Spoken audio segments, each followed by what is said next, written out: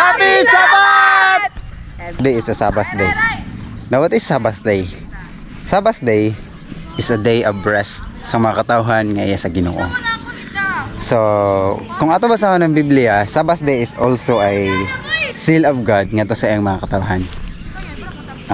You will find it in the book of Ezekiel chapter 20 verse 12.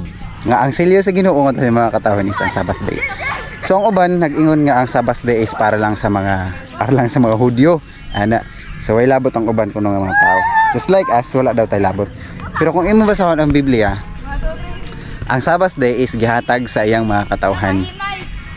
So ang Sabbath wala gihimo para sa mga Hudyo or sa mga Jews, pero gihatag ni siya ngadto sa mga katawhan sa Ginoo. Sa bisan kinsa nga mga tao sa Ginoo nga nakaila sa Ginoo, then gihatag ang Sabbath day para sa imo.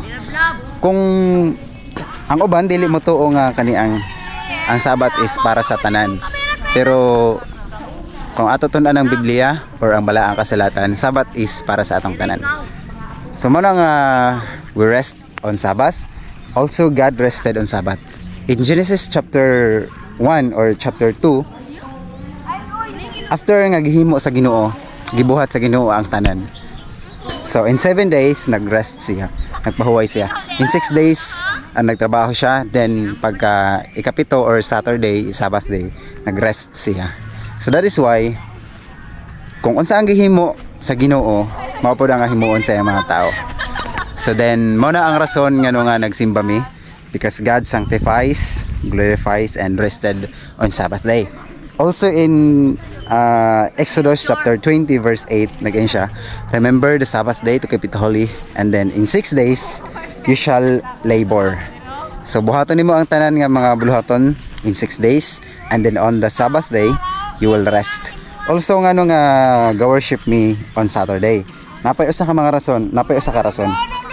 So in Isaiah chapter 66 in the last verses nag-ingon din nga in every Sabbath day, in every Saturday nga maabot sa kinabuhi or adlaw sa dito sa bagong langit ug sa bagong yuta, nag-ingon dito nga ang katawhan sa Dios mo ari sa akong atubangan aron sa pagsimba ug pagdayeg kanako.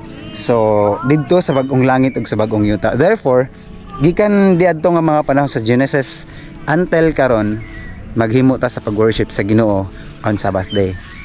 So mo na siya ang giingon sa balaang kasulatan or sa Biblia nga ang Sabbath day is a day of rest or seal of God nga to sa mga katawhan.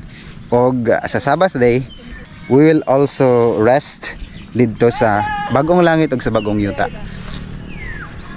Bye bye, happy Sabbath.